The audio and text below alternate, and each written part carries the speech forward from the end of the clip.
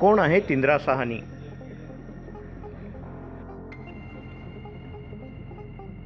मराठा आरक्षणाचे विधेयक आज विधानसभेत सादर करण्यात आले होते। यावर मुख्यमंत्री एकनाथ शिंदे यांनी आपली भूमिका स्पष्ट केली।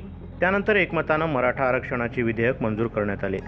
त्यामुळे मराठा समाजाला आता शैक्षणिक संस्था आणि नोकऱ्यांमध्ये 10% आरक्षण असणार आहे। मात्र हे आरक्षण सर्वोच्च न्यायालयात टिकणार का, हेही पाहणं महत्त्वाचं असणार आहे। अशातच इंदिरा साहनी प्रकरणात सुप्रीम कोर्टानं जी 50% आरक्षण मर्यादा आखली होती, त्यामुळे अनेक शक्यता निर्माण केल्या जात आहेत। जाणून घेऊया कोण आहेत इंदिरा साहनी, ज्यांच्यामुळे राज्यातील आरक्षण 50%च्या वर जात नाही। 1992 साली इंदिरा साहनी खटल्यानुसार भारतात सरकारी नोकरीतील आरक्षणावर 50%ची मर्यादा घालण्यात आली आहे। बघूया इंदिरा साहनी खटला नेमका काय आहे।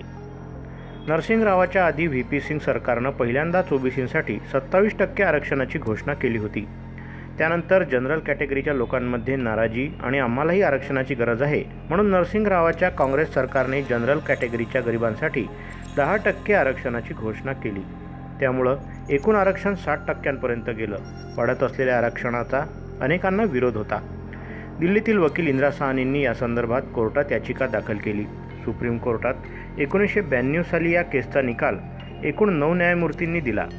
6-3 अशा निकालात सर्वोच्च न्यायालयाने या संदर्भात निकाल दिला होता। या निकालानुसार आरक्षणाचं एकूण प्रमाण 50%च्या वर जाता कामा नये। अतिविशिष्ट परिस्थितीमध्ये 50%च्या वर ते जाऊ शकतं। सामाजिक आणि शैक्षणिक आधारांवरच आरक्षण मिळू शकतं। केवळ गरीब म्हणून आरक्षण मिळू शकत नाही। त्यामुळे जनरल कॅटेगरीतल्या गरिबांसाठीच 10% आरक्षण सर्वोच्च न्यायालयानं रद्द केलं। इंदिरा साहनी खटल्याच्या सुनावणीच्या वेळी सर्वोच्च न्यायालयानं असंही म्हटलं, केंद्र किंवा राज्य सरकारनं आरक्षण 50%च्या वर नेलं तर ते कमी केलं जाईल। व्हिडिओ आवडल्यास व्हिडिओला लाईक करा, शेअर करा, मंडल न्यूजच्या यूट्यूब चॅनलला सबस्क्राईब करा आणि फेसबुक पेजला